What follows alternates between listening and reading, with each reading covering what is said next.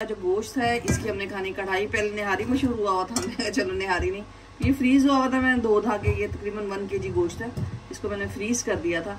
तो अब हमने 2 धागे फ्रीज किया हुआ गोश्त निकाला है। अब डिसाइड हो गया जी बनेगी कढ़ाई। तो कढ़ाई में क्या डाला है, ये छोटे छोटे जो है वो 3 से 4 अदद प्याज, और इसके अंदर जाएंगे 3 से 4 अदद टमाटर। टमाटर का जो है ना, ये आपने ये जो लेड है इसकी, इसका ये निकाल देना, इससे छिलका बड़े आराम से रिमूव हो जाता है। और अब हम जो है इसमें पानी शामिल करेंगे, ठीक है। प्याज काटने की जरूरत नहीं है आपको, और ये टमाटर भी क्योंकि ये इसी के साथ गल जाएंगे, बिल्कुल गल जाएंगे।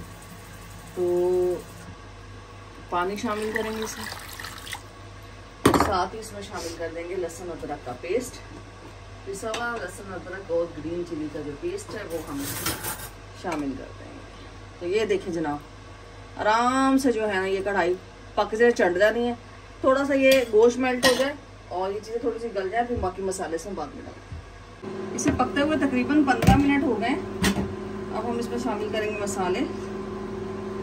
1/2 टीस्पून हल्दी। इतनी ज़बरदस्त कढ़ाई बनती है ना ये घर के मसालों से, अगर आप पकाना चाहें ज़बरदस्त वाली।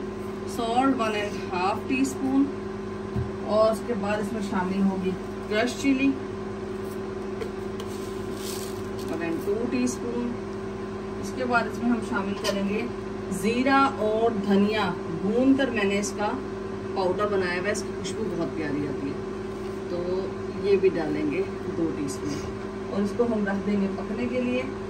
और देखिएगा घर के मसाले से ही आपको बिल्कुल होटल वाली, रेस्टोरेंट वाली या ढाबा स्टाइल की कढ़ाई मिलेगी। तो इसको रखते हैं पकने के लिए, क्योंकि ये लेगी टाइम।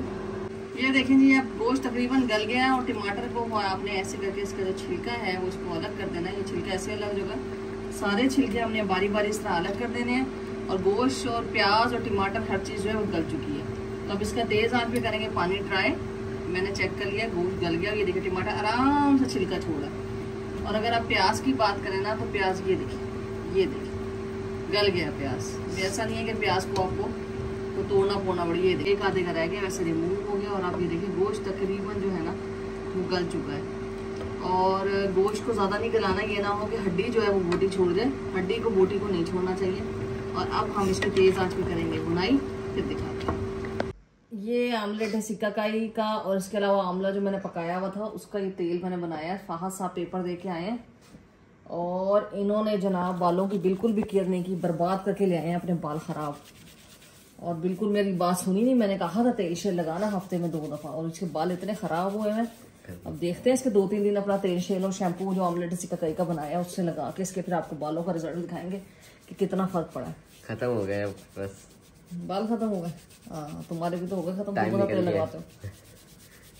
तो ये मैंने कहा कि इसके तेल की मालिश करूँ, फिर इसके शैम्पू लगाऊंगी मैं आधा घंटा बालों में आमलेट सिक्काकाई का, और फिर मैं आपको इसके बालों का रिजल्ट दिखाऊंगी। बहुत इसके बाल खराब हुए हैं, बहुत डल हुए हैं। बाल तो ठीक है, झड़े तो नहीं है, लेकिन ऐसे जैसे बेजान से बाल होते हैं ना, बालों में शाइन नहीं है, बिल्कुल खत्म। आखिर अम्मा के हाथ कहाँ मिलेंगे? ऐसे कैसे? ऐसे किसी नाई के पास ही चले जाना था तेल की मालिश कराने। करते हैं वो नाई? हाँ, इन्हें आदत पड़ी है मालिश की और बालों में तेल लगवाने की। बिल्कुल अजीब और गरीब से बाल हुए हैं। मैंने कहा चलो इसकी मालिश करते हैं। अब ये इसने तकरीबन बुनाई अच्छे तरीके से हो चुकी है। अब हम इसमें दही जो है ना वो फेंट के डाल देंगे। दही से एक तो थोड़ा खट्टा खट्टा फ्लेवर आएगा, क्रीमी फ्लेवर भी आएगा, और ये दही जो है ना वो काफ़ी थिक है, तो ये ज़बरदस्त क्रीमी लुक देगा बिल्कुल। और इसमें हम करेंगे बुनाई दही में, और ज़बरदस्त ये रेडी हो चुकी है। हाँ, मैं कहती हूँ ले आओ नान, ले आओ कुलचे, ले आओ रोटियाँ, ले आओ फाड़ को बकरा। बस जी, इसकी अब करेंगे बुनाई दही के साथ, और फिर हरी मिर्चें छिड़केंगे इसके ऊपर, और ये रेडी हो गई है। इसकी करते हैं 2 से 3 मिनट बुनाई, फिर आपको दिखाते हैं।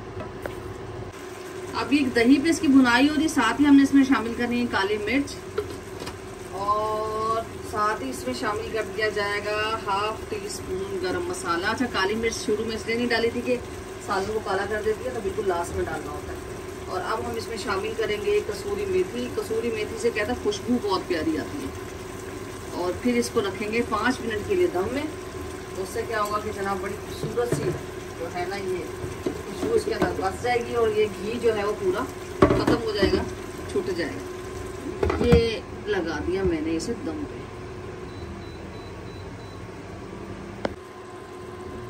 ये रेडी होगी जनाब कढ़ाई, और अयान की जो है ना वो राल टपकना शुरू हो गई। हाँ भाई अयान सही है। अयान की फरमाइश पूरी हो गई। अयान का बस नहीं चल रहा कि कढ़ाई जो है ना वो खाना शुरू कर दे। तो कढ़ाई इज़ रेडी। अब हम जो है इसमें क्या कहते हैं हरी मिर्चें डालेंगे।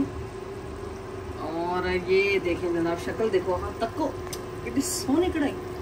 तो बड़ी ज़बरदस्त, थोड़ी सी अयान की वजह से मैंने ग्रेवी रखी है, क्योंकि इसने कहा कि मम्मा ग्रेवी रखनी है मुझे। हालांकि कढ़ाई में इतनी ग्रेवी होती नहीं है, लेकिन मैंने कहा चलो अगर ये कह रहा है तो थोड़ी सी रख देते हैं। और ये देखें इसका मसाला चेक करें आप, इसकी लुक चेक करें। कोई भी बाजार की जो है ना कढ़ाई भूल जाएगा अगर आपने धीमी आंच पे बड़े तरीके के साथ ये पकाए। और अगर आपके पास टाइम नहीं है तो कुकर में पका लें, लेकिन आप इसकी लुक चेक करें। आहा हा, मैं कहती हूँ मज़े ही मज़े, भूल जाएंगे आप बाजार की कढ़ाई। पॉपकॉर्न बन रही है, ये साथ साथ पॉपकॉर्न बना रहे हैं। और किचन का इन्होंने हशर ख़राब कर रखे हैं आज। ये सारी चीज़ें मैंने डाल दी हैं, चमचा ही ऐसे हिला रहे हैं जैसे बहुत बड़े शेफ़ है। गाइस कुकिंग एक्सपेरिमेंट होती है।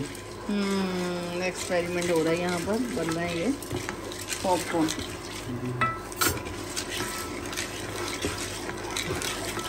तुम्हें क्या चाहिए? सेंटर में चलाओ ना बेटा, आसान काम नहीं होता काम करना। पूरा सब मूव हो गए तो अच्छे पॉपकॉर्न बनेंगे। गिलास में धो के देती हूँ। आप शहजादा एक बार आप मत हिला, हाथ मत हिला लेना कहीं दुख ना जाए बेटा। डॉक्टर ने तुम्हें सख्त आराम करने को कहा है। गिलास पड़ा है, धो लो। गिलास है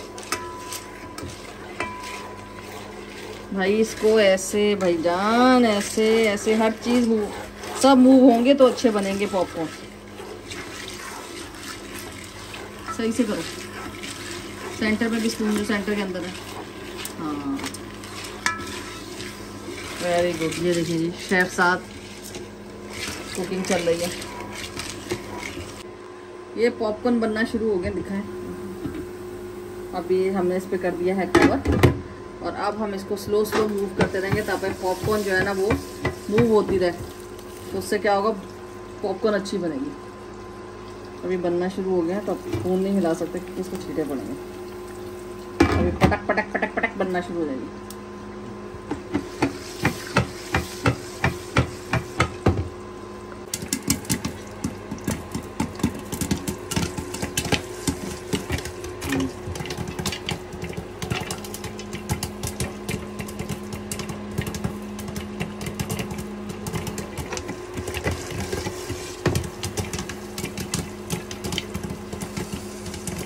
में मैंने मीठा बनाया था और ये लग गया है। अब इसको ना मैंने ये इससे साफ नहीं करना, क्योंकि ये आपको पता है कि बर्तन जो है एक्सपेंसिव होते हैं और इसकी जो कोटिंग है ये उतर जाएगी।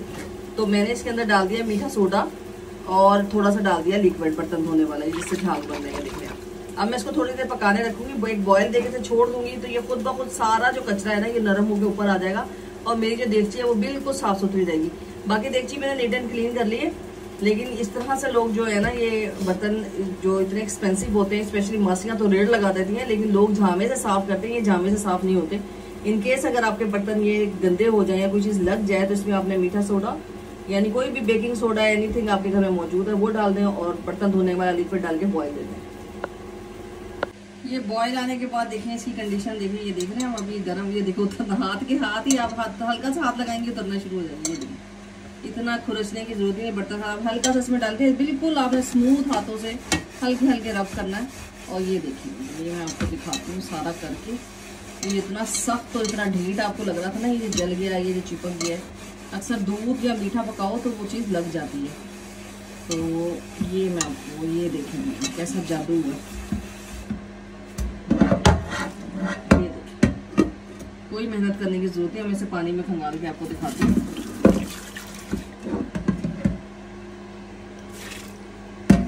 कैसा जादू की तरह ये साफ हुआ है, देख रहे हैं आप, कोई इसके अंदर ऐसे लगा हुआ नहीं है, उसका कलर नहीं खराब हुआ, उसका पेट नहीं खराब हुआ।